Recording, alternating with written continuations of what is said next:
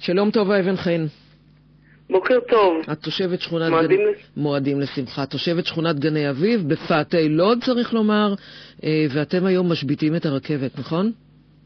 אנחנו פועלים בצורה מאוד יצירתית וחוקית, כדי שפעם אחת ולתמיד השיבר של רכבת ישראל לא יהיה רק בידי מנכ"ל הרכבת, ולא רק בידי משרד התחבורה, ולא רק בידי עובדי הרכבת, שהשיגו לעצמם עד היום את התנאים הכי מפליגים בהסכמים שלהם בזכות המסילה. טוב, רגע, בואי נתחיל מההתחלה, כי המאזינים שלנו אולי לא מבינים על מה את מדברת. למה כל הטענות שלכם? תראי, גני אביב היא שכונה שמודרת לא רק על ידי רכבת ישראל. גני אביב היא שכונה של 25,000 תושבים שהם למעשה שקופים. אני גרה בה 7 שנים, שמתוכם 6.5 שנים, לא רציתי אפילו לזכור איפה אני גרה. אני באתי לכאן לישון, לא הזמנתי לכאן אנשים בגלל שזה בושה להגיע לפה, ואני התחלתי לראות שהקו החיים שלנו, שעובר דרכנו, שלא צריך להכין לעבורו, לא תשתיות, לא כספים לשפוך, שום דבר.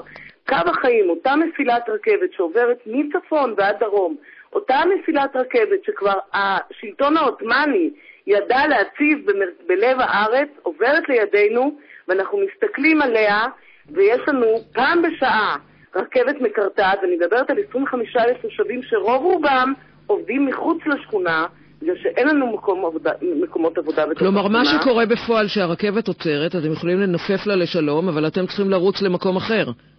אנחנו קודם כל צריכים לצעוד 2.5 קילומטר ברגל כדי להגיע לתחנת הרכבת. אין שטל שמחבר את השכונה לתחנת הרכבת. הרכבת עשתה כל התעללות אפשרית עם השכונה הזאת מאז שהיא פתחה את התחנה. היא החליפה, היא מדרה, היא הזיזה לוזים. עכשיו הלוז החדש, ולכן אנחנו מתקוממים, הלוז החדש של אפריל, למשל, מסתיים ב8:15 בערב. תגידי, ענת, את מכירה מישהו שב8:15 נגמרים החיים שלו? אני מכירה. יש תרנגולות או מלונות של כלבים נסגרות ב8:30 בערב. טוב, אני רוצה להקריא לך ברשותך, ואחר כך נמשיך לדבר את התגובה של הרכבת. הם כותבים לנו שגני אביב נמצאת במרחק 3 דקות נסיעה מרכבת לוד, המרכזית. שם בנו תחנה מרוחקת 2 קילומטר מהשכונה. התקשורת עם התחנה מאוד רעועה, יש רכבת פעם בשעה, יש שם 200 רכבות שעוברות ולא עוצרות. כולם יוצאים משם לעבודה, צריכים גם לחזור. ככלל, עצירת הרכבות נקבעת על פי ביקושי הנוסעים. במידה והרכבות היו עוצרות בכל התחנות בכל שעה, הרכבות היו נוסעות במהירות איטית ביותר והיו הופכות להרבה פחות יעילות. לגבי גני אביב, מדובר בתחנה שנוסעים בה 1,000 נוסעים ליום בלבד, וכל רכבת שהייתה עוצרת שם הייתה מעכבת את כל הרכבות של הנוסעים בעקבותיה, ופוגעת בשירות של כלל הרשת הרכבתית. אתם ישבתם גם עם אנשי הרכבת, גם עם משרד התחבורה. אז מה? אז אני אסביר. הם מבינים שפה אחת ואתם מבינים שפה אחרת.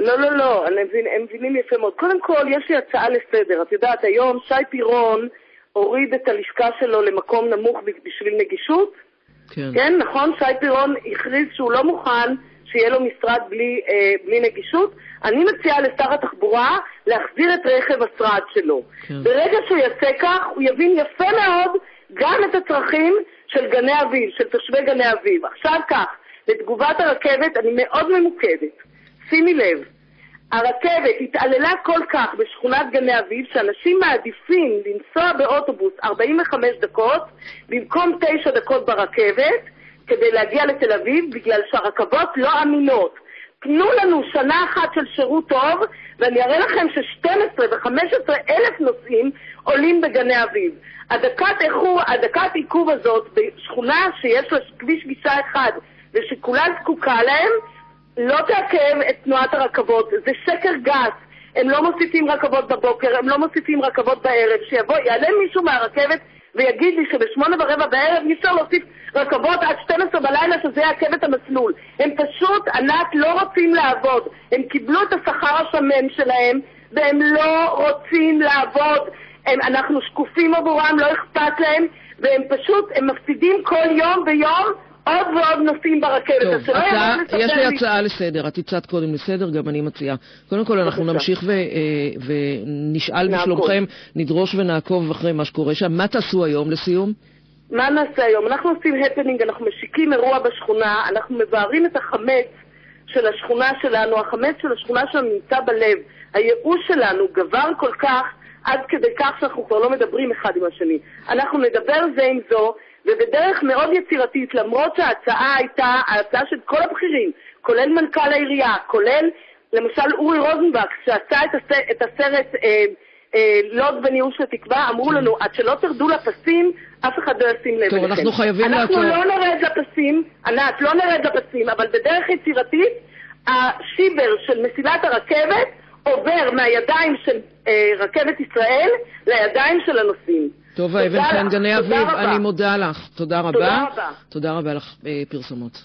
מוקד התנועה בחסות מיצובישי אאוטלנדר החדש, גרסת 7 מושבים מ-169